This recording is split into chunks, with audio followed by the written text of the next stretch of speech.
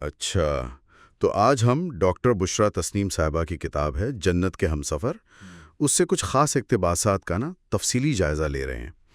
ان کا مقصد بڑا واضح ہے، مطلب اسلامی تعلیمات کی روشنی میں ایک کامیاب خوشگوار خاندانی زندگی، خاص طور پہ میاں بیوی کے تعلقات، اور پھر نئی نسل کی تربیت، اس کے لیے عملی رہنمائی دینا۔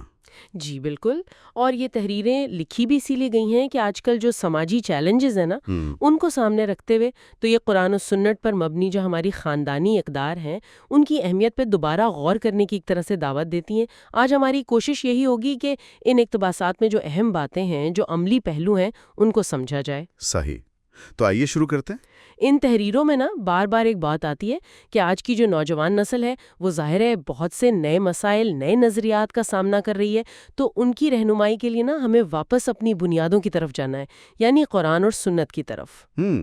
ڈاکٹر صاحبہ کی کتاب کو اسی سمت میں ایک اہم قدم سمجھا گیا ہے۔ جی ہاں، اور اس میں سب سے بنیادی تصور جو ہے وہ نکاح کا ہے۔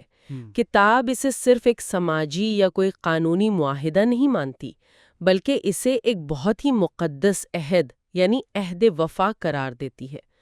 اور یہاں ایک بہت گہری بات کہی گئی ہے، وہ یہ کہ اس عہد وفا کا تعلق جوڑا گیا ہے عہد الست سے، یعنی وہ ازلی عہد جو روحوں نے اللہ تعالیٰ سے کیا تھا۔ اوہ، عہد الست سے، یہ تو واقعی بہت گہری بات ہے۔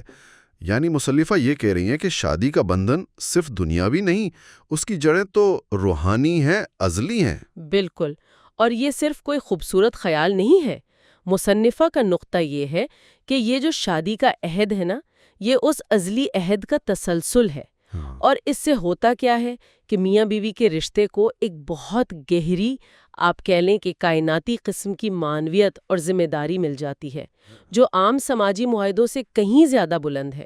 اس سے تعلق کی پاکیزگی اور اہمیت بہت بڑھ جاتی ہے۔ اچھا، یہ تو ہوئی روحانی بنیاد، لیکن عملی زندگی میں ہم آہنگی کیسے لایا جائے، خاص طور پہ جب دو بالکل مختلف پس منظر، الگ مزاج کے لوگ ایک ساتھ رہنا شروع کرتے ہیں؟ کتاب اس بارے میں کیا کہتی ہے؟ یہاں ذہنی ہم آہنگی کا تصور بہت اہم ہے۔ کتاب یہ واضح کرتی ہے کہ اس کا مطلب یہ نہیں کہ ہر بات پر 100% اتفاق ہو، وہ تو ممکن بھی نہیں ہوتا، بلکہ اس سے مراد ہے ایک دوسرے کے مزاج کو، طبیعت کو، سوچ کے انداز کو، ضروریات کو سمجھنا اور ان کا احترام کرنا۔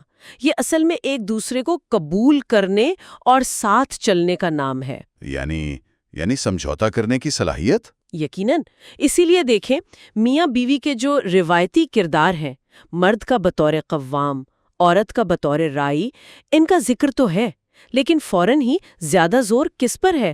باہمی محبت، مودت، رحمت، ایک دوسرے کے حقوق ادا کرنا اور خاص طور پر سمجھوتا۔ کتاب میں یہ بات بہت زور دے کر کہی گئی ہے کہ مزاج الگ بھی ہوں، پس منظر مختلف بھی ہوں، تب بھی محبت اور ایک دوسرے کی قدردانی سے تعلق کو خوش اسلوبی سے نبھایا جا سکتا ہے۔ اور یہ ذمہ داریاں صرف گھر چلانے تک ہی نہیں ہیں، مطلب؟ نہیں، بالکل نہیں۔ حلال رزق کمانے میں ایک دوسرے کا ساتھ دینا اور خاص طور پر اولاد کی دینی اور اخلاقی تربیت، اس کو ایک مشترکہ اور بہت ہی اہم ذمہ داری قرار دیا گیا ہے۔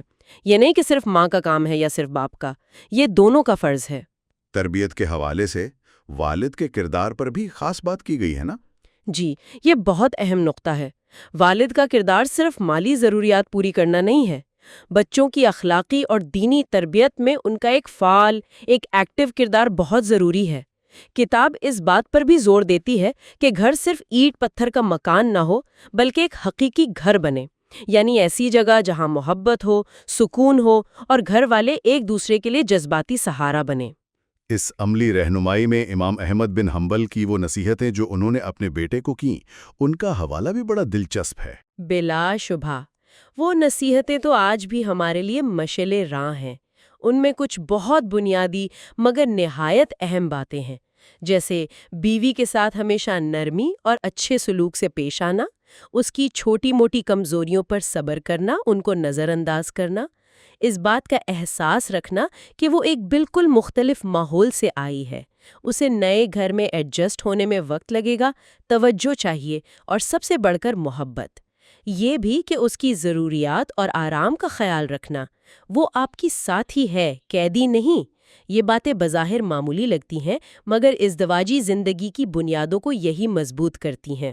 تو اگر ہم ان ساری باتوں کو سمیٹیں تو خلاصہ یہ نکلتا ہے کہ یہ اقتباسات ایک مضبوط، پائیدار اور خوشگوار خاندان کے لیے کیا ضروری سمجھتے ہیں؟ ایمان کی پختگی، باہمی عزت و احترام، ایک دوسرے کے کردار اور مزاج کو سمجھنا، اچھا کمیونیکیشن، سمجھوتا کرنے کا جذبہ اور اولاد کی شعوری اور مشترکہ تربیت، یہ سب لازمی ہیں۔ پر بہت دباؤ ہے، اندرونی بھی بیرونی بھی، تو ایک واضح اور قابل عمل لائحہ عمل دیتی ہیں۔